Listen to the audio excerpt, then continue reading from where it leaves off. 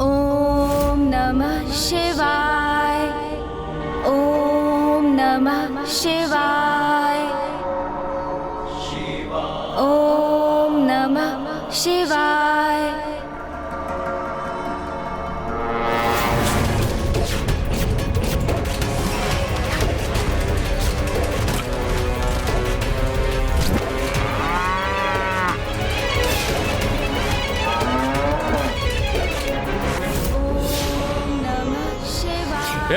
चलो शीघ्र कार्य करो, चलो जल्दी चलो, शीघ्र कार्य करो, जल्दी शीघ्र करो, चलो चलो जल्दी चलो, चलो चलो शीघ्र करो।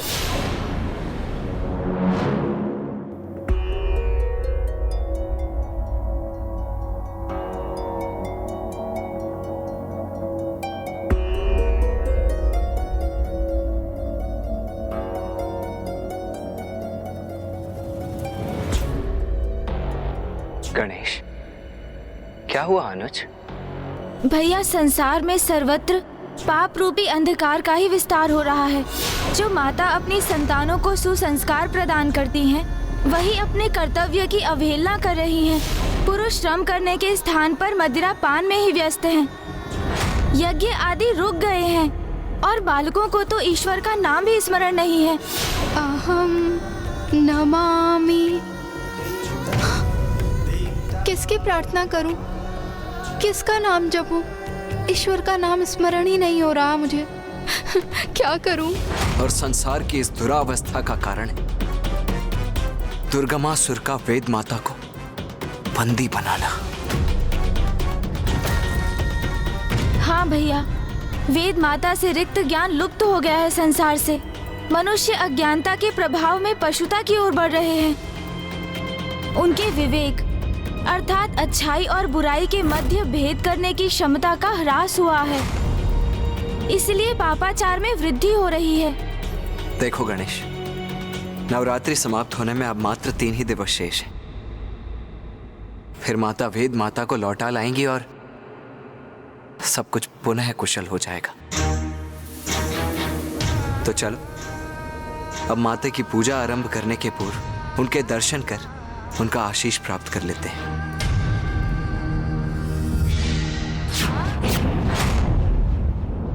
माता, आज हम महाराज देवोदास और महारानी सरला को आपके सप्तम रूप की कथा सुनाने जा रहे हैं। हमें आशीष दीजिए कि हम ये कार्य भली भांति संपन्न कर सकें। आप हमें राजभवन लौटने की अनुमति दीजिए माता। पुत्र कार्तिक, पुत्र गणेश, वहां जाने के पूर्व ऋषि जयगस्वे से भेंट कर उनके कुशल का ज्ञात अवश्य कर लेना। जो आज्ञा माता।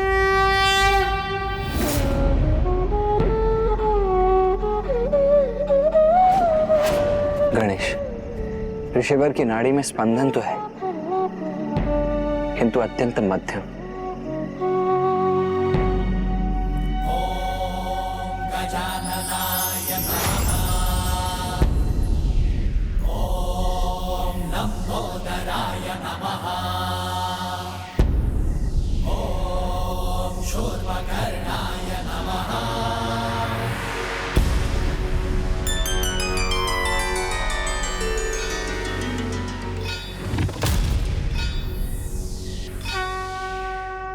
यह उचित किया गणेश। ऋषिवर के भीतर प्राण शक्ति का संचार कर, जिससे उनके नाड़ी के स्पंदन में अब वृद्धि हो रही है।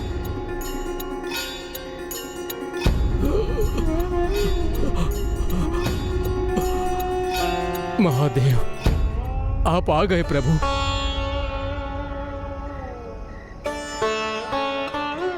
पिताश्री को यहाँ ना पाकर ऋषिवर के प्राण तो पुनः क्षीण पड़ते जा रहे हैं। ऋषिवर, मुझे देखिए।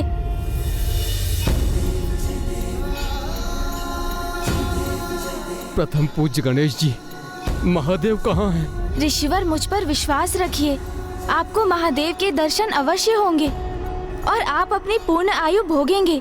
किंतु उसके लिए आपको अपने संकल्प को पूर्ण करने हेतु जीवित रहना होगा।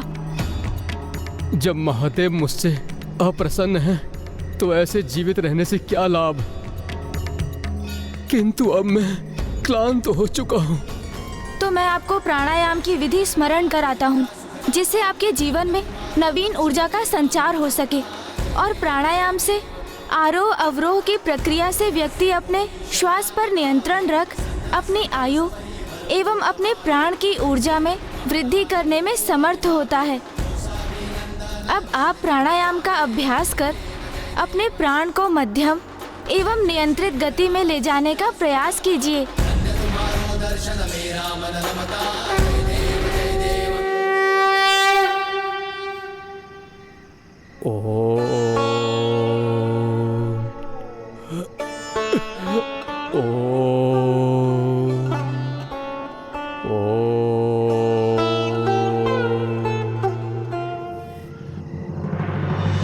गणेश, ऋषिवर की नाड़ी का स्पंदन अब सामान्य गति की ओर लौट रहा है। जब तक वो इस प्राणायाम का अभ्यास करते रहेंगे और अपने श्वास की गति पर नियंत्रण रखेंगे, वो इसी समाधि की अवस्था में रहेंगे।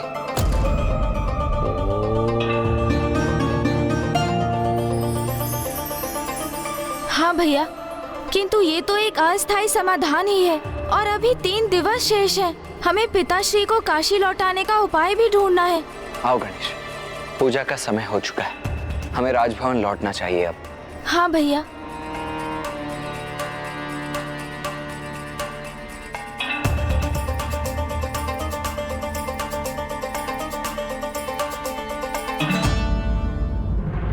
आज नवरात्रि के 7वें दिवस हम माता कालरात्रि की पूजा करेंगे।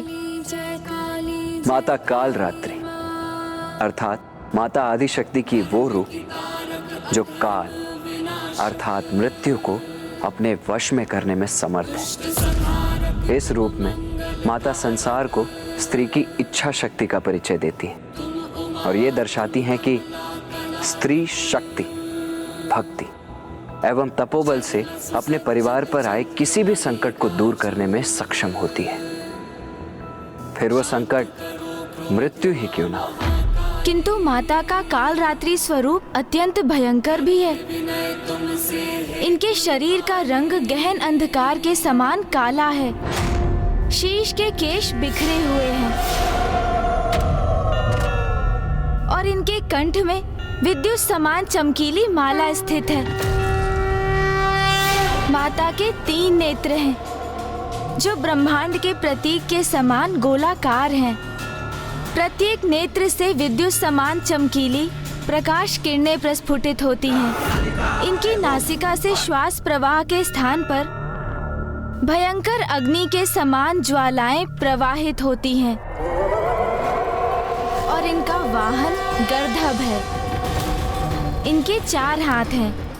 दाहिनी ओर के ऊपर वाले हाथ वर मुद्रा में रहता है और नीचे वाला हाथ अभय मुद्रा में रहता है और बाईं ओर के ऊपर वाले हाथ में लोह कंटक और नीचे वाले हाथ में खड्ग रहता है। माता कालरात्रि अज्ञानता रूपी बुराई का विनाश करती है और अपने भक्तों को वो शांति, स्थिरता एवं साहस प्रदान करती है।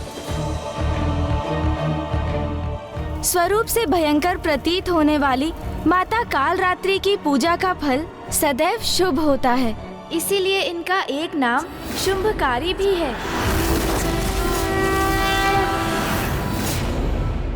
अब हम माता कालरात्रि की आरती करेंगे।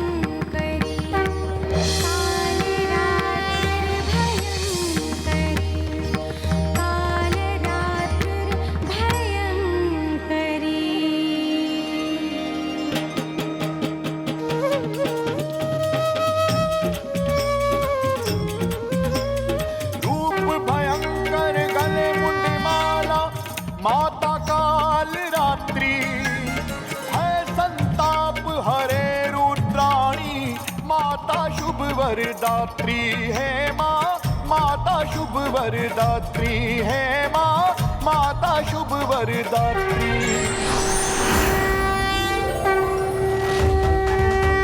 अब तक माता के 9 रूपों की कथा में आपने जाना कि माता ने शैलपुत्री रूप में महाराज हिमावन के यहाँ जन्म लिया, फिर ब्रह्मचारिणी रूप में कठोर तप कर महादेव को वर रूप में पाकर उनसे विवाह किया, फिर चंद्रघंटा रूप में घंटनाद से बुरी शक्तियों का नाश किया कैलाश और अपने स्वामी की कुशलता को सुनिश्चित किया।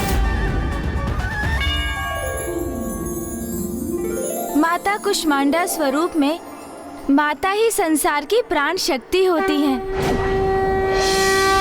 और उनके स्मित हास्य से ब्रह्मांड का जन्म होता है। स्कंद माता रूप में माता ने कुमार कार्तिकेय एवं गणेश जी को संस्कार प्रदान किए। जिस प्रकार एक नारी अपने गृह में अनुशासन एवं समय का महत्व समय समय पर सबको ज्ञात कराती रहती है और अपने क्रियाकलापों से सभी को संचालित करती है, उसी प्रकार माता कालरात्रि हमें समय का ज्ञान देकर, समय पर नियंत्रण रखने की प्रेरणा देकर हमें अनुशासित करती हैं। माता के इस स्वरूप का प्रादुर्भाव तो इस कल्प में आगे चलकर होगा और तभी संसार को माता की कथा का ज्ञान भी होगा। किंतु ब्राह्मण देवता, आपने ये नहीं बताया कि माता कालरात्रि के जाप से, उनकी प्रार्थना से कौन सा चक्र जागृत होता है? महाराज, अंतिम चक्र अर्थात सहस्रार चक्र तभी जागृत हो सकता है जब आप माता की शेष नवरात्रि कथा का श्रवण करेंगे। उसके लिए आपको थोड़ी और प्रतीक्षा करनी होगी महाराज।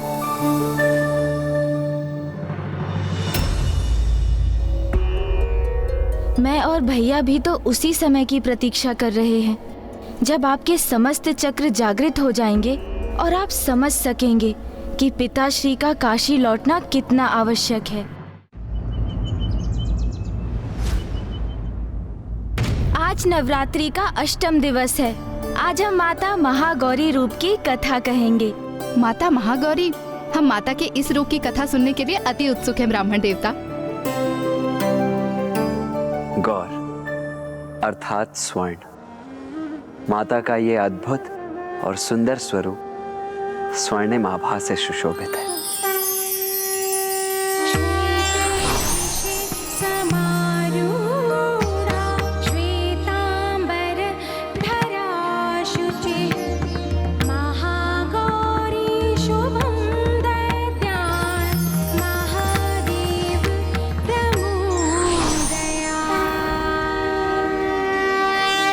बात उस समय की है जब माता पार्वती गणेश जी को उत्पन्न कर मातृत्व का सुख प्राप्त कर चुकी थी।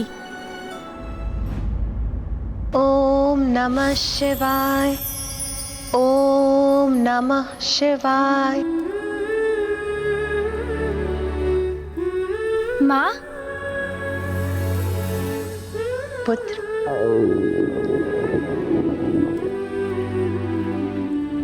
माँ मैं अपनी पूजा संपन्न कर चुका हूँ, किंतु मुझे बहुत भूख लगी है। पुत्र, मैं अभी भोजन की व्यवस्था करती। जाओ और जाकर अपने भ्राता को भी बुला लो, तो अभी अभ्यास कर रहा होगा।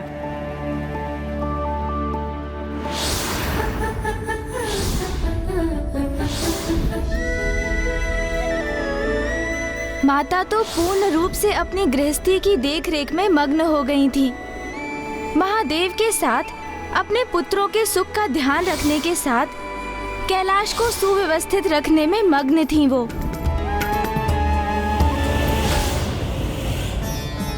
नाथ, देवी पार्वती को इतनी कुशलता से अपनी गृहस्थी संभालते देखकर देवी मैना और महाराज हिमावन को अपनी पुत्री पर कितना गर्व होगा ना।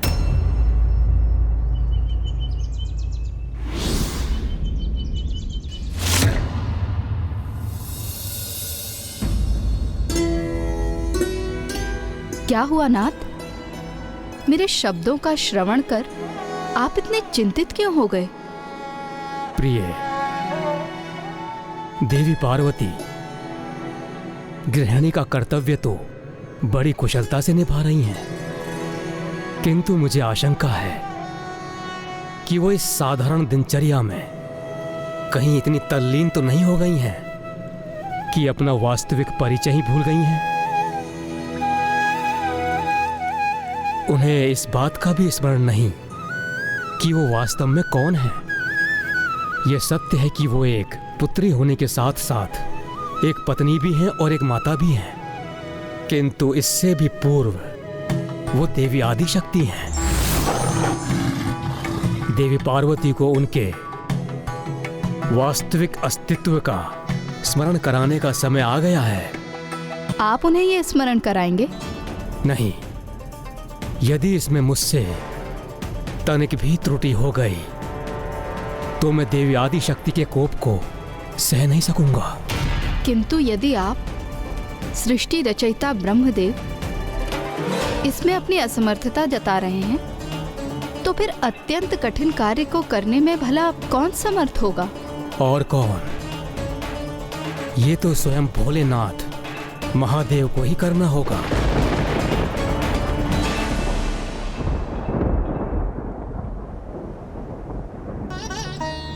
महादेव,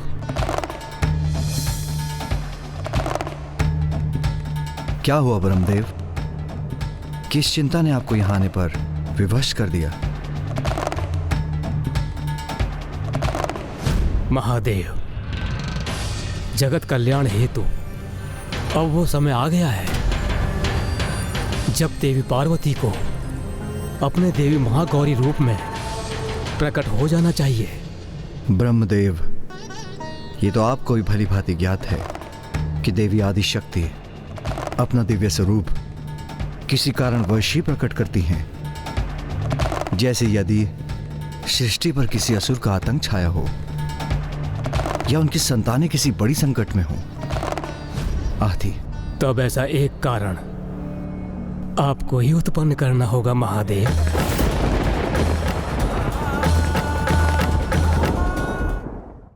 देवी पार्वती अपने गृहस्थी में इतनी रम गई हैं कि वो ये भी भूल गई हैं कि उनका दिव्य स्वरूप क्या है। इसीलिए किसी प्रकार उनमें उत्तेजना उत्पन्न नहीं होगी। उनमें अपने दिव्य स्वरूप को धारण करने की इच्छा भी जागृत नहीं होगी। ब्रह्मदेव, स्पष्ट कहिए, आपकी मुझसे क्या अपेक्षा है?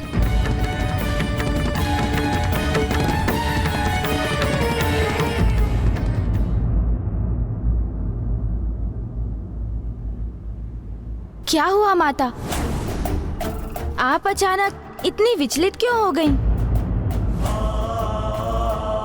ब्राह्मण देवता, इतनी कठोर तपस्या कर माता ने पति रूप में महादेव का सानिध्य प्राप्त किया और फिर संतान प्राप्ति के मार्ग में भी उन्होंने इतनी बाधाओं का सामना किया, और अब जब माता को कुमार कार्तिकेय और गणेश जी के रूप में संतान सुख की प्राप्ति हुई और उनका जीवन एक पूर्णता प्राप्त कर चुका था, तो उनके द्वारा एक गृहिणी के दायित्व को निभाने में अनुचित क्या था?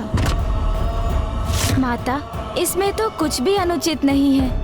वैसे भी एक गृहिणी का कर्तव्य तो अत्यंत कठिन होता है, किंतु सत्य तो ये भी है कि माता जगत जननी है, माता आदि शक्ति है, और उनकी दया दृष्टि एवं स्नेह की आवश्यकता तो इस संपूर्ण संसार को है। समय समय पर दुष्ट शिक्षण एवं शिष्ट रक्षण हेतु माता को अपने दिव्य रूपों में प्रकट होना अनिवार्य होता है। सृष्टि को माता की आवश्यकता थी, क्योंकि साधकों को अनेक सिद्धियां प्राप्त करने में एकमात्र माता ही सक्षम थी, और ये साधक इन सिद्धियों की शक्ति से ही संसार का कल्याण कर सकते थे। माता पार्वती द्वारा माता महागौरी रूप धारण करना स्त्री शक्ति की पूर्ण व्याख्या के लिए भी आवश्यक था, क्योंकि एक स्त्री के जीवन में विवाह का विशेष महत्व होते हुए भी उसका जीवन वहीं समाप्त नहीं हो जाता। विवाह के उपरांत भी एक स्त्री परिवार की देखरेख के साथ साथ सर्व समाज के उत्थान में अपना योगदान देने में समर्थ होती है। उचित कहा ब्राह्मण देवता। तो फिर ब्रह्मदेव ने माता को प्रेरित करने हेतु कैसा कारण उत्पन्न करने का सुझाव दिया? उनके अनुसार इसका एकमात्र उपाय था महादेव द्वारा माता का अपमान।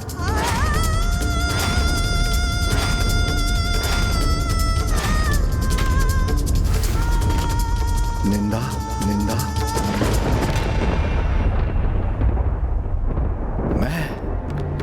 मैं उमा की निंदा करूं? हाँ महादेव,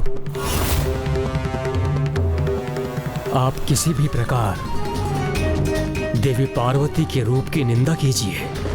ब्रह्मदेव, मेरी अर्धांगिनी है उमा, उसका रूप नहीं, उसका तो संपूर्ण प्रतिरूप दिव्यता का प्रतीक है, अति सुंदर है, उनकी शक्ति अनंत है, स्वयं प्रकृति है।